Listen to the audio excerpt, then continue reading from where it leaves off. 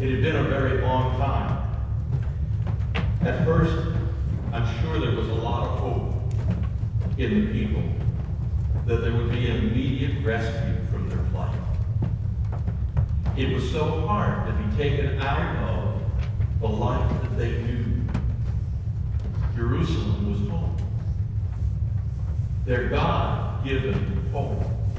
The rumor was that there was still a significant remnant of persons back in Jerusalem, but for all they knew, those people now living in Babylon were, for all intents and purposes, cut off from all of that. But what Isaiah's people knew was that there were aliens. They were the aliens. And they were living in a culture that was counter to the one that they had known and loved and understood. The God they once worshipped, the God of Isaac, Jacob, the God of Abraham, the living God, seemed distant now, if not entirely gone. The faith which had once placed God in the very center of their lives was fading away little by little as each successive generation came to fullness of life.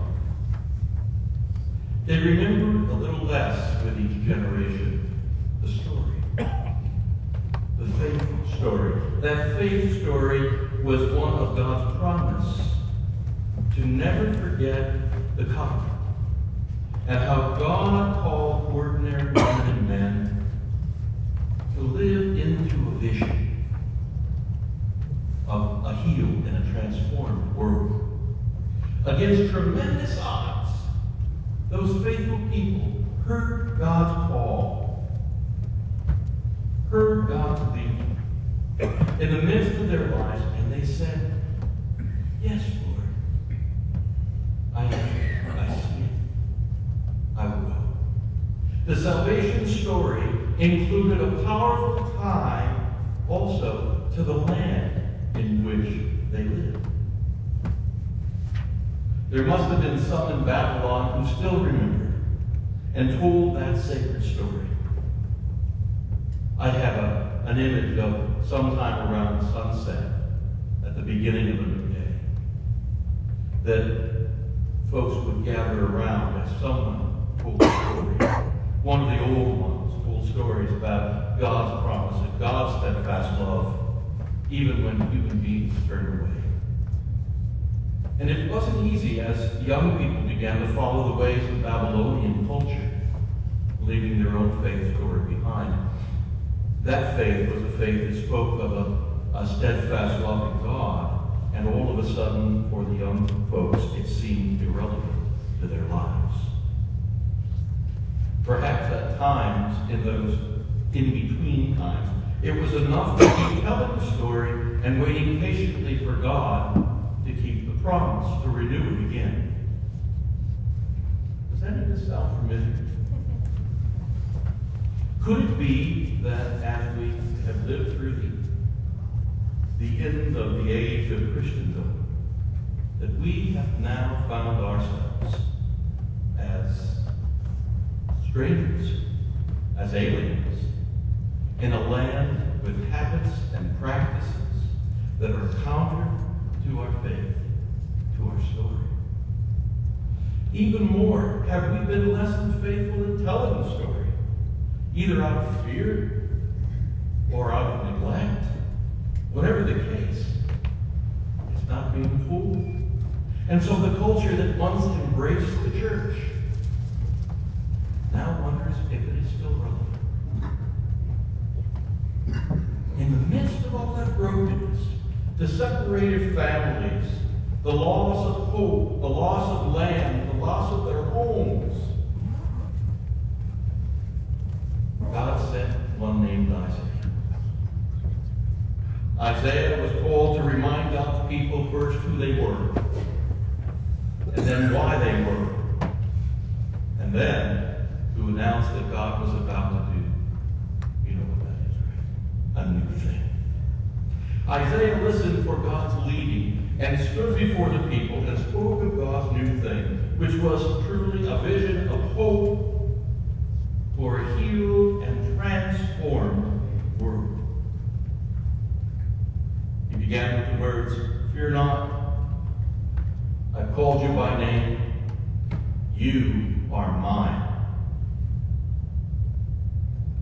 The issue wasn't fear, although the term "fear not" was used. It was really that these words were words of assurance. It was a way of saying, remember the covenant. God hasn't forgotten God's promise, and that God has given us a name and a place and a purpose, and we will not be abandoned. And although human effort alone cannot fix the world, God can. God can. And so Isaiah 43 almost cried out to us on the vision team as we try to discern God's leading from the written word. The text spoke of a journey from what is to what will be. And God spoke of waters that would not drown them when they came, or fires that might cleanse but never consume them. Isaiah reminded the people that God called them to be witnesses, to tell the story of God's law and creative power. God wanted the people to know that God was about to do a new thing, and that they should, in Isaiah's words, not remember the former things as anything other than a part of the journey towards the new. While remembering that story was important while they were in exile, it was time now to follow God's leading to a new place, in a new time, with a new vision and a renewed mission. So here we are, in the Connectional sanctuary. I wish I could fit one of those windows in my retirement. Aren't they great?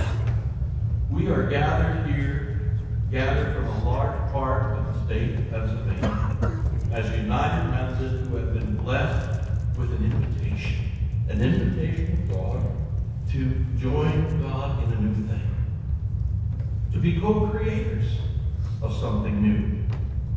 Like much of this already historic year, what we begin here today will be part of a very historic moment in the life of the church. We stand here with one foot planted firmly in our marvelous tradition, and one foot testing the waters over in a new place. By God's grace, we have gotten where we are today, and God will carry us into the new.